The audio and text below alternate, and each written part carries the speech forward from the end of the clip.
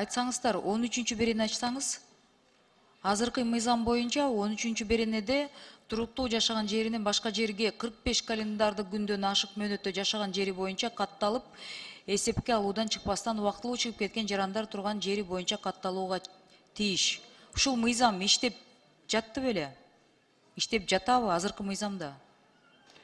Элвира Жыргалбековна, сиз туура маселени көтөрүп атасыз. Чындап айтканда, көптөгөн биздин Кыргызстан жарандары эгерде 45 күндөн ашык башка жерге орун алмаштырып жашап аткан болсо, эч кандай чаралар колдонулган эмес. Азыркы учурда эч кандай штрафной санкциялар жок.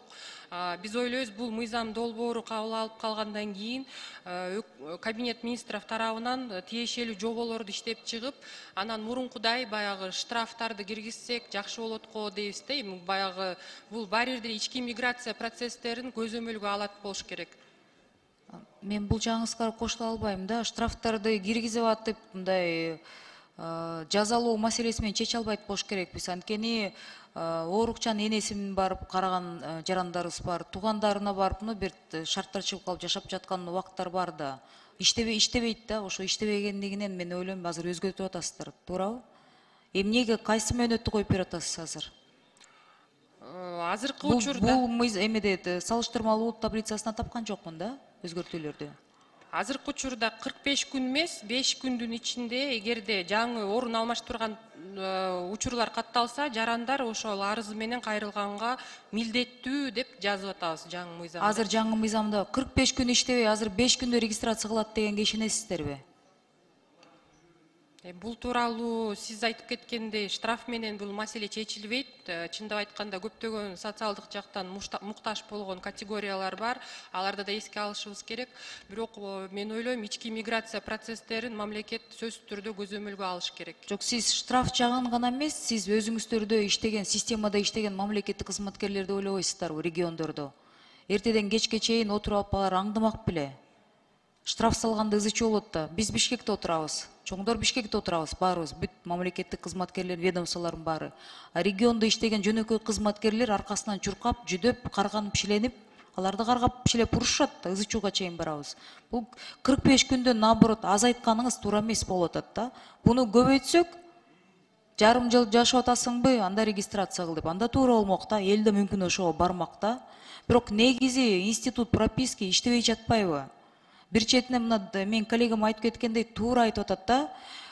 Менчик, үй менчиги, квартира менчиги кимде катталса, ошол чечиш керек.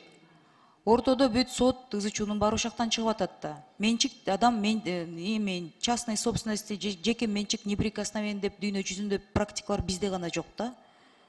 Ошол жагын караштырбайсыңарбы? Анан дагы башка жер. Мисалы квартира үйлөрүн сатты, туурабы? Бирок прописка калып калып атпайбы?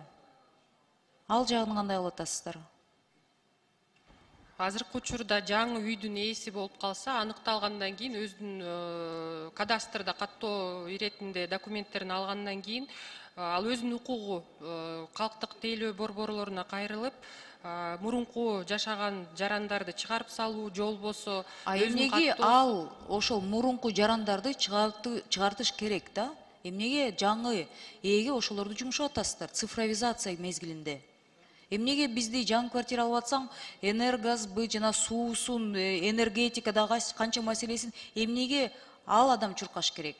Эмнеге автоматтуу түрдө болбойт? Биз килтеге министерствону ачтык. Цифровизация ошол болот да. Мисалы мага деген квартальныйлар кайрылып атат да. Бизди макул сонду ачтыңар дейт. Справкаларды алып койдуңар. А бирок сонуңар же иштебейт, чала иштеп атат. Элдер кайрыта эле квартальныйларга ошол справкаларга чуркап атат. Ал жагын чечпейсиңер. Бир жагын чечпей туруп, жаңы мыйзамдарды, жаңы штрафтарды эмнеге киргизип жатасыздар? 45 күн бирөөнүн үйүнө айылга барып, мисалы шаарда жашаса, айылга барып калса, туугандарына бирөөгө барып калса, аяктан 45 күндө катталбаган адам эми келип туруп 5 күндө катталыш керекпи? Же Бишкекке көчүп келсе? Иштебейт да бул система. Сиз да түшүнүп атасыз. Мындай реалдуу өкмөттө реалдуу ойлой турган адамдар барсыңар да. Бүгүнкү күндө бул турмушта иштебеген система болуп калат. 45 күн регистрация кылбаган адам 5 күндө регистрация да кылбайт, штрафын да төлөбөйт. Штраф төлөбөй койсо эмне кыласыңар? Үйүн тартып аласыңарбы? Же камап саласыңарбы? Эльвира Жыргалбековна, сиздин сурооңуз боюнча мен айтып кетет элем, жанагы калкты тейлөө борборлору тууралуу. Чындап айтканда справкаларды, маалыматтарды жергиликтүү бийликтин өкүлдөрү, квартальный комитеттер, мурункудай ТСЖлар, квартальный комитет МТУлар бербей калышкан. Азыркы учурда бул жааматта интеграция жүрүп атат. Эч кандай башка мамлекеттик органдар, муниципалдык органдар маалыматтарды, жашаган жери тууралуу маалыматтарды алганга тыюу салынган. Бул интеграция түрүндө, онлайн түрүндө базалар аркылуу гана алыныш керек. Тилекке каршы сиз айткандай азыркы учурда ошондой жүйөлүү себептер көп кездешип атат. Муну бизде АИС, АСБ справочный системабызды карап чыкканда автоматташтырылган даректик бюросу деп аталган системабыз иш алып барып атат. Чындап айтканда бул справкалардын саны өзгөчө көбөйүптүр. Мисалы үчүн 22 жылы болгону 64 000 справка берилсе, бүгүнкү 23 жылдын 5 ай ичинде 129 000 справкалар, маалыматтар берилиптир жарандарыбызга. Бул маселени чечиш үчүн мен биздин жарандарыбызга мынтип кайрылып кетет элем.